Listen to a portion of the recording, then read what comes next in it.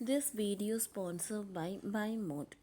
இந்த ஆப்பில் நீங்கள் பர்ச்சேஸ் பண்ணக்கூடிய எல்லா விதமான ப்ராடக்ட்டும் ரொம்ப கம்மியான விலையிலேயே கிடைக்குது. இதில் நிறைய ஆஃபர்ஸ் அண்ட் கூப்பன்ஸ் ப்ரொவைட் பண்ணுறாங்க. ஸோ இதோட லிங்க் உங்களுக்கு டிஸ்கிரிப்ஷனில் கொடுக்குறேன், யூஸ் பண்ணி பாருங்கள்.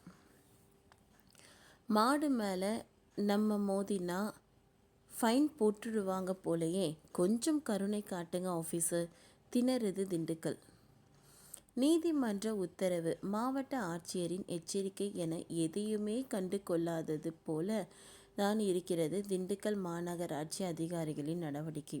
சாலையில் நூற்றுக்கணக்கான மாடுகள் நடமாடி வரும் நிலையில் பொதுமக்கள் அச்சத்தோடு பயணிக்க வேண்டிய நிலை ஏற்பட்டுள்ளது.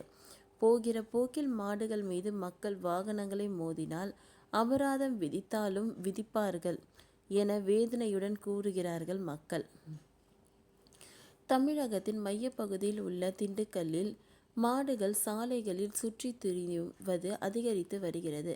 அது மட்டுமல்லாமல் தமிழகத்தில் பல்வேறு பகுதிகளில் கடந்த சில மாதங்களில் மட்டும் 10க்கும் மேற்பட்ட மாடுகள் தாக்கி படுகாயம் அடைந்திருக்கின்றன. மேலும் தெருநாய்கள் மற்றும் வளர்ப்பு நாய்கள் பொதுமக்களை கடித்து அச்சுறுத்தும் சம்பவங்களும் அதிகரித்து வருகிறது. குறிப்பாக திண்டுக்கல் மாநகராட்சியில் பகுதியில் ஏராளமான நாய்கள் சுற்றித் திரிவதும் சாலைகளில் மாடுகள் உலாவுவதும் பொதுமக்களை அச்சுறுத்துவதில் ஆழ்த்தியுள்ளது.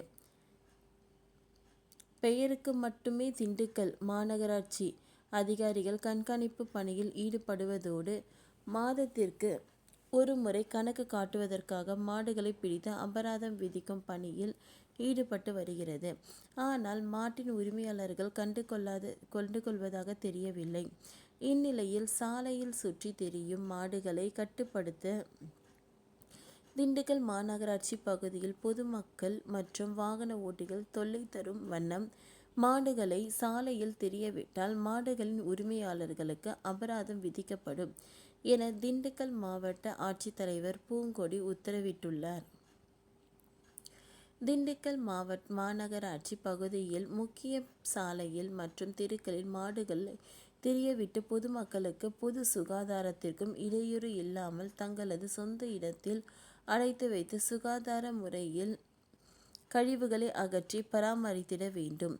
பொதுமக்களுக்கும் வாகன ஓட்டிகளுக்கும் தொல்லை தரும் வண்ணம் மாடுகளை சாலைகளில் தெரியவிட்டால் எவ்வித முன் அறிவிப்பும் இன்றி மாடுகளை பிடித்து பவுண்டில் அடைக்கப்படுவதுடன் மாடுகளின் உரிமையாளர்களுக்கு முதல் முறை மாடு ஒன்றிற்கு 2000 வீதமும், இரண்டாம் முறை 5000 வீதமும் அபராத கட்டணம் விதிக்கப்படும்.